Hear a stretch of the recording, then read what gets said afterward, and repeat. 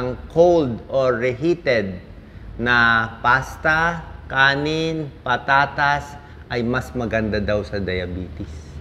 Bahaw, di ba? Yung mga kanin na naiwan, nalagay sa ref, mas maganda daw. Mas hindi daw nagpapataas ng blood sugar. Tingnan natin yung pag-aaral. Okay, sa lahat ng bagay, may pros and cons. Kahit sa mga news, sasabihin nila, very positive. Pero syempre tayo, gusto nyo ba kumain ng malamig? Baka sumakit ang tiyan nyo. Diba? So, kayo ba ay team mainit na kanin o team bahaw? O, tingnan natin ang mga pag-aaral. Actually, maliliit yung mga studies nila na ang pinalamig na carbohydrates, mas maganda daw sa maliliit. Like itong study na to, 2015. Okay? Sa 2015, 15 patients lang ang pinag-aralan eh. Pero nasa 3 grupo sila. Isang grupo, mainit na kanin ang pinakain. Isang grupo, pinalamig lang sa room temperature. Parang naiwan na bahaw lang. Kanin lamig. Kanin lamig. Yung isa naman, nilagay sa refrigerator. Actually, parang freezer na to, 4 degrees eh. Tapos, nilagay sa ref ng matagal, yan o. Tapos, ininit na lang afterwards, di ba? Bago kainin. Dito sa 3 grupo, mas tumaas ang blood sugar sa bagong sinaing. Dito sa nilagay sa ref na kanin, doon pinaka mababa ang pagtaas sa blood sugar. So, mukhang mas maganda itong cold rice na ininit. Explain ko mamaya kung bakit. Noong 2022, inulit din yung pag-aaral. Pero ito naman, ginawa na sa mga taong may type 1 diabetes. 32 patients, mas marami. 2 grupo. Isang grupo, mainit na kanin, bagong luto. Isang grupo, ganun din. Pinalamig yung kanin sa refrigerator, 4 degrees, tapos ininit ulit. Nakita nila, yung pinalamig na kanin at ininit, mas mababa ang pagtaas ng blood sugar. Mas maganda sa mga may type 1 diabetes. So, anong explanation? Although, syempre, bilang internist, cardiologist, aral tayo sa PGH, sasabihin nila, maliit na pag-aaral to di ba? Pero, kahit maliit siyang pag-aaral, meron namang explanation merong theoretical explanation bakit mukhang tama itong pag-aaral. Ganito kasi nangyari. Lahat ng carbohydrates, kanin man, patatas man, pasta man, or spaghetti, ang starch kasi yan, gawa yan sa mga glucose molecules na nakadikit. Yan, nakadikit yan Pag niluto mo ang kanin, patatas, at spaghetti, naghihiwalay yan. Diba? Naghihiwalay yung mga molecules, naghihiwalay yan. So, pag naghiwalay yan, mainit na kanin, french fries na mainit, kinain mo yan nakahiwalay, mabilis ma-absorb itong glucose sa katawan. Sabi nga nung isang researcher, parang uminom ka daw ng soft drinks Ganun daw kabilis yung pagtaas. Kasi nga, alam naman natin, kanin, di ba, sa diabetes talaga nagpapataas. Kahit yung mga kakanin nagpapataas, di ba? Patatas, nagpapataas. Mga pasta, nagpapataas. So, pag ininit mo yan, mas mabilis yung pasok ng glucose, mas mabilis yung shoot up ng blood sugar, high glycemic index ang tawag. Pero pag pinalamig mo siya, let's say, ininit mo na.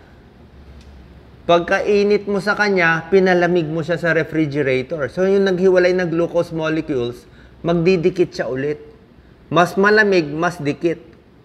Pag nagdikit na siya, tapos ininit mo ulit, let's say, ininit mo sa kawali o sa microwave. No, pag ininit mo, hindi na siya maghihiwalay ulit, parang dumikit na siya.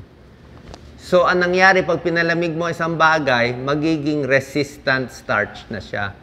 Kaya nga, parang iba na lasa, di ba? Pag yung kanin na pinalamig, ininit mo, parang matigas-tigas na siya. Parang nagdikit na siya, parang na siyang paste So, yung ganung parang paste na madikit na napalamig na kanin, mas mabagal ang absorption ng glucose sa katawan. Kaya mas hindi tumataas ang blood sugar. Yun ang explanation. Okay? Kaya pag pinalamig mo tong patatas, better to than french fries na mainit. Or itong pasta na mainit, pag pinalamig, cold salad, o initin mo na lang ulit, kaya lang yung lasa lang ang problema. Ito yung glycemic index, pakita ko sa inyo Diba? Basta less than 50 ang numero, maganda for diabetes. Mababa. Pag more than 50, hindi maganda. Mabilis magpataas ng blood sugar. Tingnan mo yung patatas. So, ilan, no? 85 ang taas. So, grabe. Kanin, 65 ang taas. So, diba? White bread, grabe, 100, Talagang tataas talaga ang blood sugar mo dito. Tingnan mo ang gulay, ang baba, 15, Kaya kahit anong gulay ang kainin mo dito, hindi tataas ang blood sugar. Tingnan mo sa prutas, ang maganda, apple, suha, mababa. Ang medyo bawal sa diabetes, ayan, mangga, pineapple, pakwan, ang tamis, nagpapataas ng blood sugar. So, ang nangyayari dyan, kahit mataas ang glycemic index nitong mga kanin, potato at spaghetti, pag pinalamig mo siya at ininit, mas bababa ang glycemic index niya. Mas better for diabetes. Yun ang positive. Kung gusto nyo pinalamig na kanin, lalo na yung mga estudyante galing sa school, umuwi, di ba, kumain ng bahaw. Pero mamaya natin sasabihin kung team bahaw kayo o team hot rice. Pero meron ding side effect at danger ang pagkain ng pinalamig na kanin.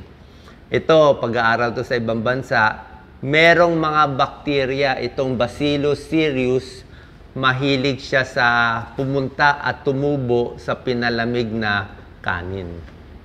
Okay? Tsaka itong bakterya na to, kahit initin mo, lutuin mo, isangag mo pa, iprito mo pa siya, kung ano pang gagawin mo, hindi siya namamatay. Kaya kung kayo ay mahilig sa lumang kanin, lumang ulam, tapos iinit-initin nyo lagi, di ba? Minsan magtatain na kayo di ba? Magtatain. Okay. So yung kaning lamig, ang issue natin dito, yan, cold rice, kanin lamig. So kahit initin mo, ayun ang problema. Lalo na pag yung kaning lamig mo, hinayaan mo na matagal. Sabi nga nila, within 2 hours, pag hindi kinain yung kanin, ilagay na daw sa refrigerator. Sino pwede tamaan nito? Mga bata, mga senior, mga buntis, mahina immune system. Pwede ka tamaan nito. Sa Amerika, maraming tinatamaan. Sa studies nila, 64,000 nagpo-food poisoning. Sa atin, ang dami rin nagtatae, di ba? So, hindi mo alam, baka merong ganitong bacteria din dito. So, ano gusto nyo? Mainit o malamig, di ba? Pag-isipan natin. Pero para sa akin, ito nga, nakakataas ng blood sugar, di kontian mo na lang, half cup na lang kainin mo, 1 cup. Ito, mas hindi nga nakakataas, kung si Doc Lisa kumain ng bahaw, 2 plato din, di halos pareho din. Tsaka takot tayo dito sa food poisoning, Nasa sa inyo. Kung takot kayo sa food poisoning o takot kayo sa blood sugar.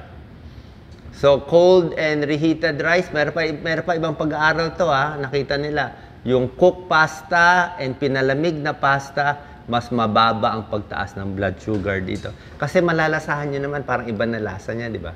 Parang matigas-tigas na siya, parang nagdikit na yung glucose. Kaya nga recommended nila, instead of hot pasta, palamigin muna. Initin mo na lang ulit, pero medyo pangit na lasa. French fries na pinalamig, di ang pangit na lasa siguro ng French fries, di ba? Pag lumamig yung French fries, di ba? Wala nang, ayaw mo na kainin di ba? Pero hindi nakakataas ng blood sugar. Pag sa saging, wag din daw overripe, di ba? Ano lang sakto. Pag bread daw, pwede rin pinalamig. Kaya lang, pangit na yung bread pag pinalamig. So, yan ang epekto ng cold carbohydrates tulad ng kanin, pasta, spaghetti, at potato sa blood glucose level. So, nasa sa inyo kung worried kayo. So, paano kakain ng cold rice? Let's say, gusto nyo talaga kumain ito. Within 2 hours na pagkaluto, huwag hayaan na magkaroon ng mga bacteria, lagay na sa refrigerator. Hiwalay-hiwalayin yung lalagyan para hindi manatiling mainit yung gitna, mapalamig. Within 2 hours, yan, Tapos, kung kakainin nyo, within 3 to 4 days, dapat kainin nyo na. Hot rice or bahaw, nasa inyo po. Pwede naman bahaw paminsan-minsan, pero pag ako, kung hot rice man, konting ingat.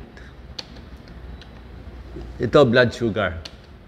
Ito yung sinasabi kong Bacillus cereus na talagang 64,000 in the US. From rice talaga siya. Ayan.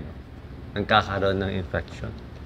Ano pa ibang pagkain na maganda for diabetes? Pakita ko ng konti. Diba? Bukod sa kaning lamig, ito rin mga gulay. Yan, mababa sa glycemic index. Okra. Ayan, no? Ampalaya. Ito talaga nagpapababa. Ito mga broccoli, cauliflower, carrots. Yan, apple, 'di ba? Mababa 'yan kahit kumain ka sa dalawa.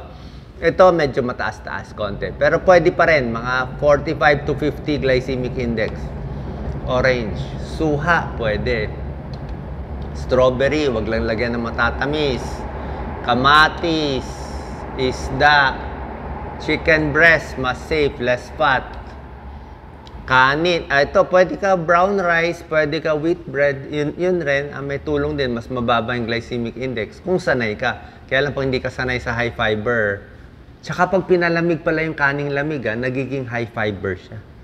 Nagiging high fiber siya. Beans, oatmeal, at iba pa. Sana po nakatulong tong video ko para alam nyo na ano benefits ng kaning lamig. Pero syempre, meron ding side effect na babantayan natin. God bless po.